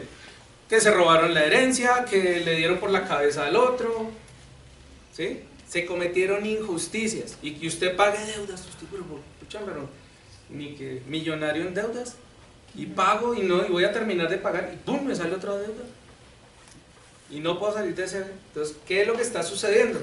Que inconscientemente estoy pagando una deuda de un ancestro, una injusticia me refiero. Y la vida, la única manera que tiene de mostrarte qué es lo que está sin resolver, ¿cómo es? Pues poniéndote en esas situaciones. Porque es que a este plano, o en esta existencia, venimos a resolver problemas humanos. ¿Cuáles son los problemas humanos? ¿Cambiar de dimensión, como quieren los budistas? Sí, pues como dicen, es que estamos en la tercera y yo quiero meditar para trascender a la quinta dimensión. O sea, no hemos aprendido a manejar el dinero, la sexualidad, el cuerpo físico, a adquirir ciertas habilidades, y ya queremos irnos a manejar otras dimensiones. Una enfermedad física de hoy puede ser la materialización de algo en el pasado. Sí. ¿Y cómo lo Precisamente ahí está la cuestión. Eso hace parte del proceso terapéutico. Pero por lo menos la iglesia habla de la confesión y habla que cuando uno se confiesa se perdonan todas esas faltas que se han hecho. Entonces, sí, pero hay que entender dos cosas. Hay un inconsciente social y hay un inconsciente personal. Históricamente, la confesión surgió más o menos el siglo IV, como la conocemos hoy en día, y era un mecanismo de control de la iglesia sobre los políticos y los reyes, para poder manejar el poder. ¿Me hago entender? Con el tiempo, obviamente, los místicos y todos nuestros santos fueron recuperando lo esencial del mensaje. ¿Ven? Pero inicialmente ese inconsciente de donde surgió esa obligatoriedad de la confesión, porque es que los apóstoles lo hacían espontáneamente. No era un problema que yo le dijera a 2 o 3, como decía Jesús: ¿cómo hago para reconciliarme con mi hermano? Pues ve y hablas con él, y si te reconciliaste así nomás, pues chévere, y si no, pues busque un testigo, y si no la lograron, llamen a la comunidad y siéntense y ayúdense. Pero era espontáneo. Pero como nos ganaron fue las mentiras, los secretos, la triquiñuela, el torcido, el atajo espiritual. Y eso, para eso somos expertos. Pero como tal, esa absolución que da el Padre, que en ese momento está obrando en representación de Dios, ¿no funciona entonces? Yo te digo por qué no funciona. Porque existen, no es mentira. No. Porque existen oscuras fuerzas espirituales del mal que tienen potestad y poder sobre este mundo. ¿Cuáles son esas fuerzas espirituales? Miedo, culpa, vergüenza, venganza, rabia, esos son demonios. sea que el sacerdote desde sus conflictos le queda muy complicado entender a su... No, pero un momento. Personal. Es que ahí está la cuestión. Cuando yo celebro la Eucaristía, le digo a las personas, en el momento en que esté haciendo la consagración y la elevación, no pongas los ojos en mí. Mire más arriba y dígale y pídale por favor que sea su espíritu en mí el que haga esto, no yo. Pero yo, ¿cómo voy a confesar con un cura que es más pecador que yo? Te toca un experto y te quedas.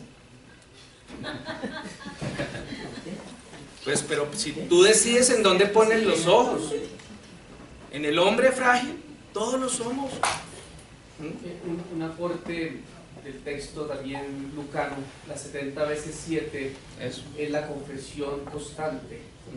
De pronto le entendimos muy bien al padre cuando decía el peregrino espiritual es muy diferente a la recurrencia, a la práctica, al ejercicio, porque la confesión también es un ejercicio. Claro. Y los ejercicios van modelando a la persona. ¿Por qué lo pone 70 veces 7? Es que son 7 días a la semana, son 7 pecados capitales y son 10 mandamientos. Lo volvemos a lo de los números en la Biblia. Entonces la persona está todos los días contra los mandamientos de la ley de Dios pecando, bajo los efectos de los 7 pecados capitales o de los 7 demonios que aparecen ahí en la Sagrada Escritura, que es el de la ira, el placer, la gula, el tener, el mamón, el hijo del diablo. Y entonces la persona tiene que hacer el ejercicio diario, constante. Es decir, así como nos hemos acostumbrado a esas 4 herencias que o sea, a mí me hablan de herencias en una familia, yo le digo, mira, si te dejaron plata, eso es valor agregado. Si te dejaron una propiedad, eso es valor agregado. Pero las herencias que nosotros recibimos desde el momento de la gestación, que eso se llama el proyecto sentido, son 4. Culpa, vergüenza ajena, mentiras y secretos. Esas son nuestras herencias. Y nos hemos acostumbrado a transmitirle eso a las siguientes generaciones, en automático, esos pilotos automáticos ya te lo implementan. Vas con virus. ¿Sí? Y el tema de la confesión, ¿cuál es? Por eso les decía que para Jesús, cuando uno se encuentra con Él, en ese encuentro personal, es una relación donde yo me dejo hacer terapia, donde yo me abro con otra persona y le digo, mira, me estoy cayendo en esto, ayúdame. Las veces que sea necesario, hasta que sea normal que yo pueda pedir ayuda espontáneamente, porque lo real es que estoy condicionado a ocultar mis faltas, a esconderlas, a maquillarlas y a disimularlas, y eso enferma. Ustedes mismos han visto sistemas de control de calidad, sistemas de gestión de calidad, sistemas de certificación de no sé qué cosas, y la gente llene formularios ahí chulitos y chulitos, pero eso no sirve para nada, porque es maquillar el informe para que cuando venga la auditoría diga, ay sí, están llenos todos los chulitos. Eso no sirve para nada, es un maquillaje. Pero lo mismo hacemos en nuestras relaciones, que mi pareja crea que yo la quiero, entonces le llego con flores, pero yo ya no la quiero, pero le llego con flores, para que ella crea que yo la quiero. Ahí donde no llegue con flores. ¿Ah? Ahí donde no llegue con flores. Claro, ¿ven? miedo. Entonces, por eso ahí es donde va la cuestión.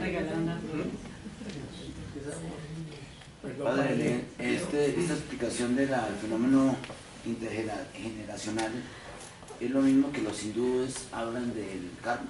No. ¿Tiene algo que ver? No.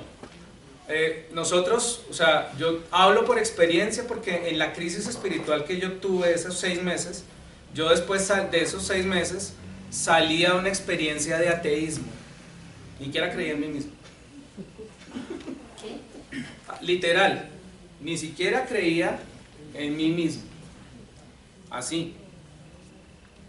¿Sí?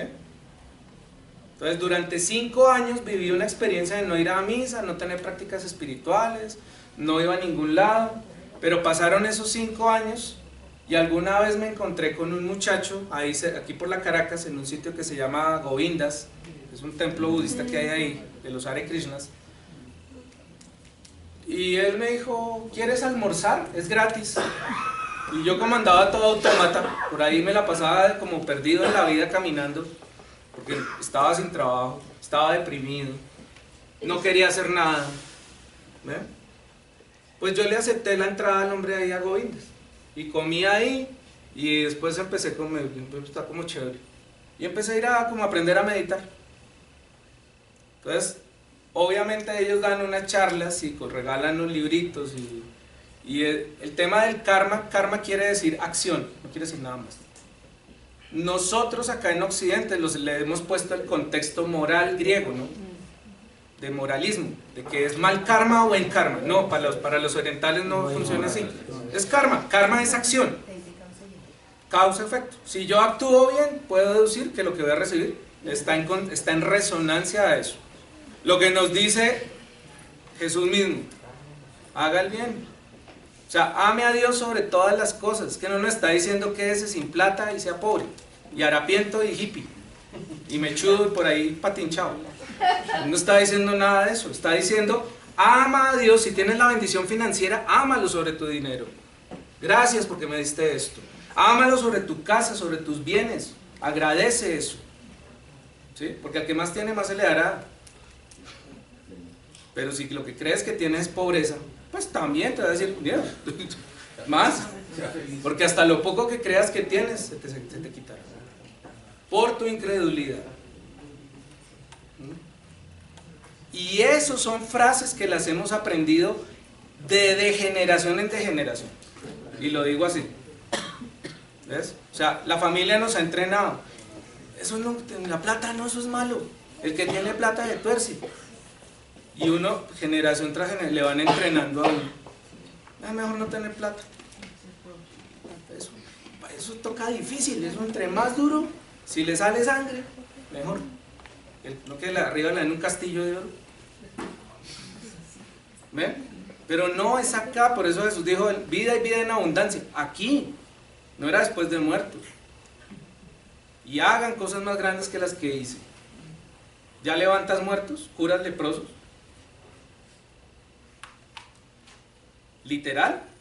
Leproso hoy en día es toda persona que trabaja en una empresa, en un trabajo, ganándose un dinero, pero con insatisfacción. Eso es un leproso hoy en día. ¿A cuántos has sacado de esa esclavitud? ¿Le has devuelto la vista espiritual a los ciegos, a los sordos, la del oído? Cada consejo que tú das es un sordo que estás sacando. Cada deprimido que atiendes es un Lázaro que tiene que salir de esta tumba que es el templo del Espíritu Santo. Diario. Eso es por montones. Pero tú tienes que mirar con los ojos de Jesús. Por eso digo, miren más arriba. De adulto a adulto, ¿en dónde? En la fe, en el Espíritu. Porque ese es otro de los principios en las constelaciones. Mirar a mi paciente o a mi consultante de adulto a adulto. Yo no lo miro ahí, pobrecito. No. Porque él es capaz. Y yo lo puedo acompañar a que aprenda a pararse sobre sus propios pies. Jesús no pobreteó a nadie. A nadie. Ya está la cuestión. Una cosa es la mirada compasiva y otra cosa es la mirada de, ay, pobrecito. La de lástima. Eso es diferente. Y esas son actitudes que nosotros es necesario que vayamos desarrollando en nuestras relaciones, pero así como nos entrenaron para actitudes negativas, de odio, de rencor, de rechazo, ¿qué es necesario? Que yo a mi cerebro le enseñe actitudes positivas, se las enseñe y me entrene el tiempo que sea necesario, las 70 veces 7 hasta que sea posible, porque eso quiere decir también, hasta que te sea posible. O sea, no te conformes, porque el ser cristiano es un llamado a la inconformidad con todo lo que sucede, a cuestionar, pero ser un cuestionador con causa. Pero es que, padre, ahorita la sociedad está como tan confusa en unas partes, ¿sí? Que uno trata de, como dice el padre, con la mirada saber si es de lástima o eso, no hay que tenerlo. Pero la gente Sí, mira, a todo el que está en el camino espiritual, independientemente de la vía que lleve, cristiana, protestante, evangélica, budista, maometana, la que sea, le dan, por todos lados hay madera. No te afanes, o sea, el tema es precisamente saber que tú estás, tu propósito y tu mirada está donde debe estar, ¿sí? Porque el otro tema ahí, que yo cierro, por hoy cierro con eso, mañana Dios mediante podamos continuar, es lo que decía Jesús, la frase que él decía: yo soy el camino, yo soy la verdad y yo soy la vida, radical, ¿sí? Pero como les dije hace un rato, ley distributiva de la multiplicación espiritual. ¿Tú ya eres tu camino, tu verdad y tu vida? ¿O a quién vas a poner a caminar por ahí? Por donde a ti te corresponde. ¿Vas a contratar a un amigo como en el colegio que te haga la tarea? Como me pasaba a mí con las planchas de dibujo. Pues yo lo hice, ¿me hago entender? A mí en dibujo técnico me iba bien y los que no les iba muy bien me contrataban, pero yo les dejaba las planchas con imperfecciones. Pero como mi profesor era un experto, me decía: Carreño, no les hagan mal. Pues claro, porque no los dejas crecer desde su incapacidad. A veces no dejamos crecer a las personas. Ese paternalismo no nos sirve. ¿Ves? A veces es necesario que tú sí aprendas a acompañar a la persona mientras ella pero tú aprendas a estar aquí. No es a levantarlo y a llevarlo ahí encima de ti. ¿Ves? Porque eso no es lo que Jesús te está pidiendo. Él dijo: cuando alguien te pida que lo acompañes 1 kilómetro, acompáñalo 2. Pero no dijo: cárgatelo encima. Pero uno es bueno para eso: ay, venga, yo lo cargo. Y después uno empieza: pero ¿cómo me lo quito de encima este hombre? ¿Ve? Y lo hago es un mal a la persona porque no lo dejo desarrollar su capacidad y sus recursos. Con muy buena intención. ¿Ve? Y esa es la mirada desde el punto de vista que nosotros aquí insistimos en la madurez espiritual. Que tú te pares frente a Dios como un cristiano adulto y le hables y le digas: yo te respondo, porque ya soy adulto. ¿Sí?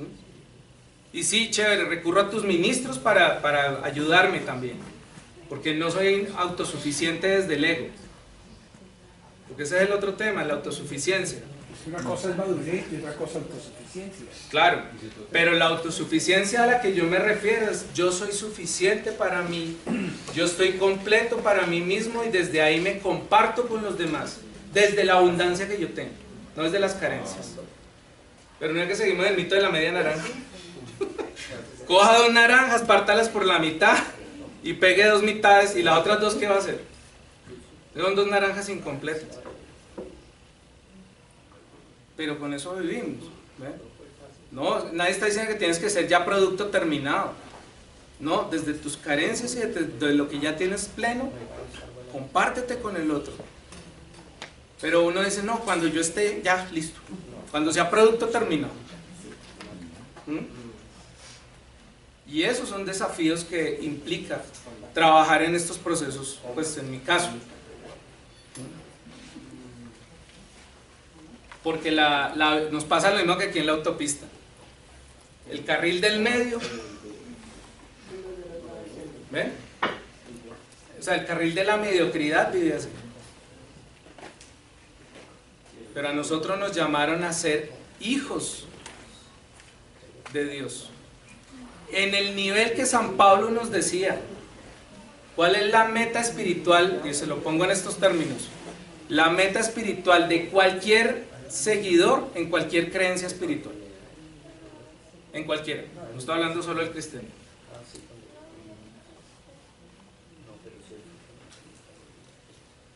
San Pablo lo puso en unos términos simplificativos. Por lo menos alcanzar la estatura espiritual de Jesucristo. Porque Jesús nos ofreció más. Hagan cosas más grandes que las que yo hice. San Pablo decía: por lo menos alcanzar la estatura de Él. Y eso en cualquier creencia espiritual. ¿Me hago entender? O sea, a nosotros dicen: sé excelente, como decía Jesús. sean como yo, manso y humilde de corazón, pero no menso. Él era perspicaz. Y esa parte de nosotros es necesario que la desarrollemos, la fortalezcamos y tengamos herramientas para sustentarnos unos a otros. Y cuando tengamos ataques espirituales hasta de hermanos nuestros en creencias católicas o en otras, tener la fuerza espiritual para decir: estoy en paz contigo y no necesito pelear. ¿Sí? Es decir, saber poner la otra mejilla, como nos decía Jesús, pero a la manera de Jesús, no para que te peguen, te la pongo con inteligencia. Pues esos son los dones que hay que pedir, ¿no? Entonces cierro en ese punto. Sé que esto queda ahí, porque esto es apasionante. O sea, para mí esto es mi diario, desde acá, porque yo le agradezco esta herramienta. Y lo que les digo, las constelaciones son tienen, o sea, él metió mucho teología ahí, muy suavecito, muy bien camuflada, porque esta herramienta está a disponibilidad del que quiera, ¿sí? Y así mismo era Jesús, para el que quiera, ¿sí? Entonces, ¿qué nos decía? Creo que es en Pedro, el tema del perdón. De las 70 veces 7. Sí, Pedro le preguntaba. Pedro. Sí, pero también decía: ¿cómo hago para reconciliarme con mi hermano? El procedimiento, ¿no? Sí. En constelaciones es igualito. ¿Saben qué hace uno? Por ejemplo, usted quiere constelar, poner un tema. Entonces yo le digo: venga para acá. Venga. Es que esto funciona más en gráfico, en 3D. Entonces, él dice: yo quiero y yo le digo: listo. Entonces, en tu caso necesitaríamos 3 personas. Entonces dices: pero fíjense que ya aquí yo llego al primer nivel de la reconciliación. Porque es: encuéntrate con tu hermano y escúchalo a ver qué le pasa. ¿Ves? Primer nivel de la constelación es la entrevista entre el terapeuta y el consultante. ¿Sí? Encuéntrate con tu hermano, revisen a ver cuál es el tema que tienes ahí enredado. Como no podemos entre los dos, yo necesito más personajes, ¿sí? Entonces le digo: pues, si es un tema de pareja, elige a alguien que represente a tu pareja. Listo. Y están ellos dos ahí. Pero alrededor está el resto de la comunidad acompañándolos, no apedreándolos. Porque nosotros entendemos que es que pongo al otro en el centro para lincharlo. Banquillo que sea en el colegio. ¿Ve? Aquí no, aquí es para encontrarse y acompañarlos. Pero eso que está sucediendo entre ellos, por campo de resonancia a nivel de física cuántica, también tiene que ver con mi vida. Porque yo estoy asistiendo acá. Entonces lo que hagamos aquí con ellos, a ti te llega la información. Y por oración de intercesión, si yo llevo y llevo esos conceptos y los transpolo, por oración de intercesión, este conocimiento que tú adquiriste acá, espiritualmente le tiene que llegar a tu familia. ¿Ve? Por resonancia. ¿Ve? Es cuando dicen una: ay, lástima que no vino no sé quién, doña Chencha.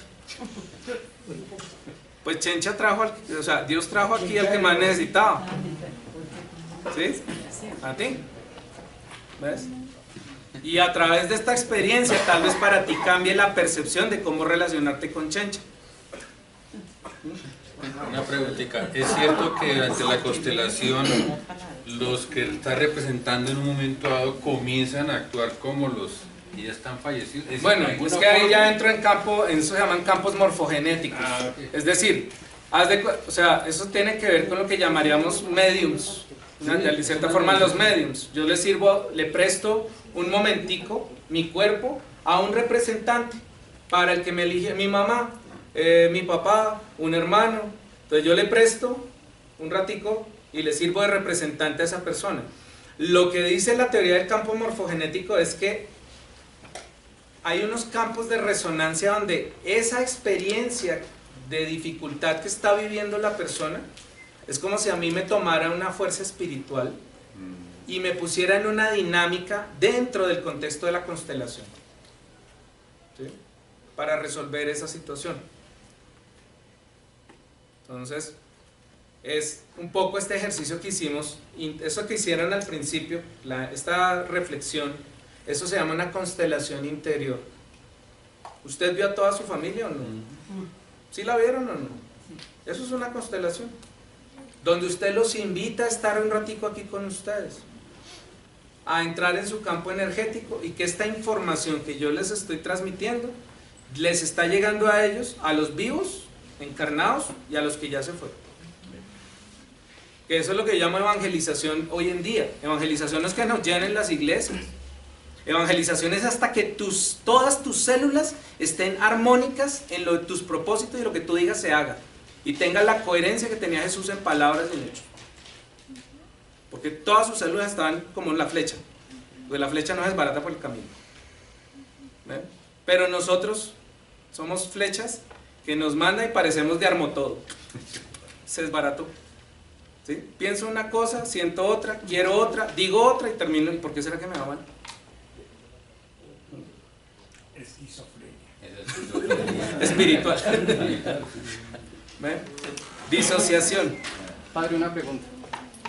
Cuando usted menciona la resonancia, ¿eso se hace a nivel cuántico o a nivel de ondas electromagnéticas? Precisamente por eso puse el ejemplo de los estudios que han hecho con el campo, con el campo geoestacionario de la Tierra y una serie de ondas que hay gravitacionales externas alrededor de la Tierra.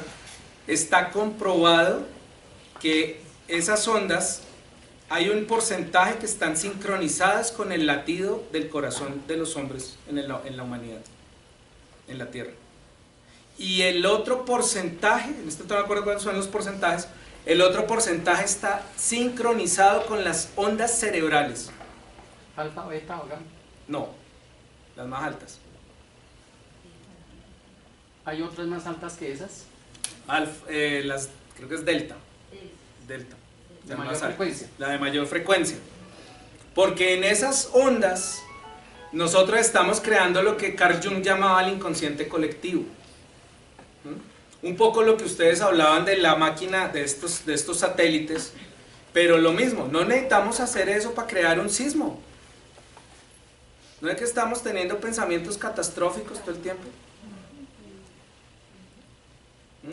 Y lo reforzamos todos los santos días con el evangelizador principal que llama el televisor. Usted sienta a comer y usted come eso, piensa eso, siente eso, proyecta eso, habla de eso con el vecino. ¿Sí vio la noticia? Y repita y recargue todo el campo de información energético de la Tierra. ¿Con qué? Con información negativa. Ojalá hiciéramos eso con información positiva. ¿Ve? Por eso es necesario reentrenarnos. La oración. Oración y elegir bien la información que yo le meto de alimento a mi cerebro. Porque estamos muy anoréxicos cerebralmente. Y Dios nos dio la posibilidad de desarrollar la inteligencia. Y eso hay que hacerlo. Uno tiene que discernir para elegir qué va a leer y qué nutrición le va a meter a su cerebro, a su mente. ¿Qué pensamientos quiere tener? Que era lo que nos decía San Pablo también. Tengan los mismos pensamientos que nuestro Señor Jesucristo. O sea, pongan su mirada donde debe estar. Pero si yo me conformo en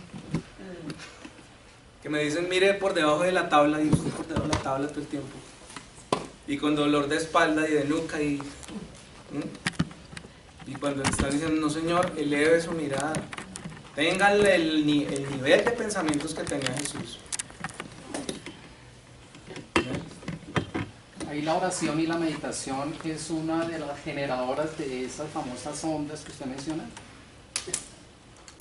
Pues es que las ondas como tal tienen que ver es con el campo mórfico, es decir, un campo de resonancia, que era el ejemplo que les iba a poner con ese cierro, ¿ya? Con estos aparatos, ¿sí? yo les digo, ustedes confían que aquí entra internet, ¿cierto? Yo digo, ¿dónde está el cable? ¿Dónde está el cable? ¿Sí? Otra cosa es que yo no tenga la clave de la red Wi-Fi de acá y esté desconectado. Y digo, ¿por qué será que Dios no me responde? Tengo mi Wi-Fi espiritual apagado. ¿Ve? Y ahí está la otra parte que decíamos de que ese encuentro con Dios es personal y único. Es decir, esto maneja una cosa que se llaman protocolos de comunicación exclusivos de cada aparato, que no lo tiene ningún otro aparato en el mundo. Cada aparato tiene uno, que se llama una dirección MAC. ¿Sí o no, mi hermano? MAC address. La MAC address. ¿Ve? Y esa MAC address es única en el mundo. Usted tiene una MAC address espiritual. La tiene prendida por lo menos. Porque, ¿cuál es el tema ahí? Como los radios estos analógicos, hasta que encuentres dónde te sintonizó a ti Dios, tu frecuencia. Pues para eso es la oración. Para eso es la meditación. ¿No? Muéstrame con qué frecuencia me configuraste. Y hábleme en el idioma que yo entiendo. Entonces, buena tarde. Muchas gracias. Mañana